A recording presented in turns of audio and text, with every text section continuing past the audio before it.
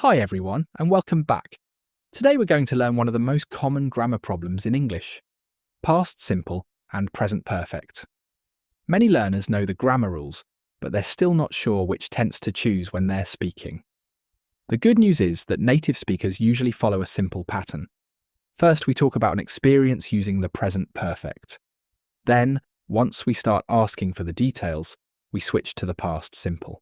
Let's see how that works in a story. The story.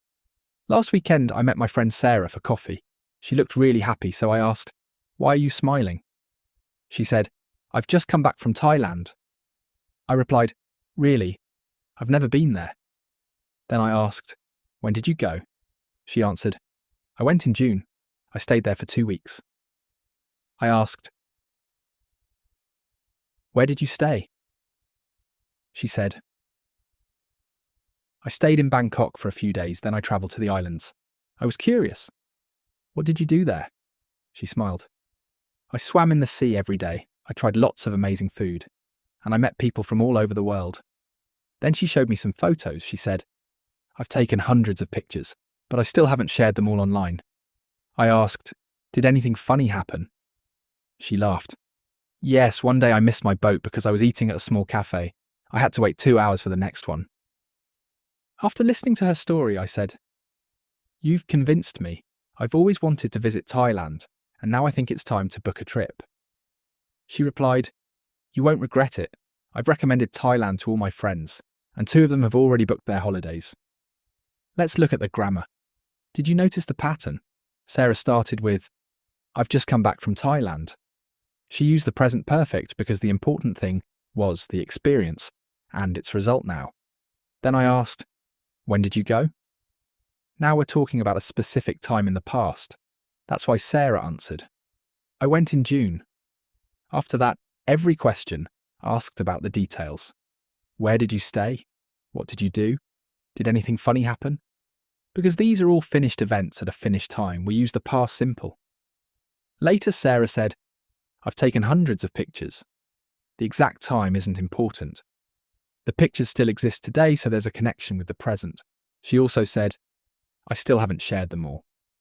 This action isn't finished yet, so we use the present perfect again. Finally, she said, "I've recommended Thailand to all my friends." This describes her experience up to now. Then she added, "2 of them have already booked their holidays." Again, that's a present result. They have bookings now. Here's an easy way to remember it. Use the present perfect when you're talking about life experiences. The exact time isn't important. The past still connects to the present.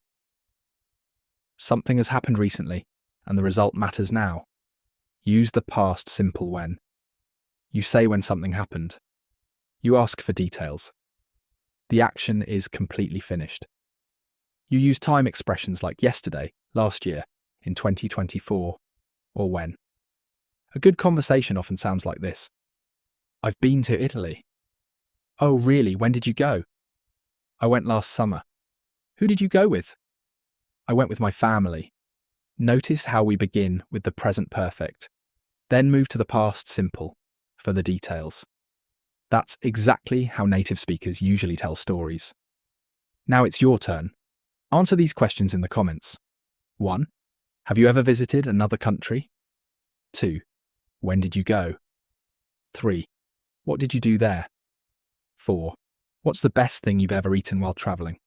Try to use both tenses correctly. If this lesson helped you understand the difference between the past simple and the present perfect, don't forget to like the video and subscribe for more practical English lessons.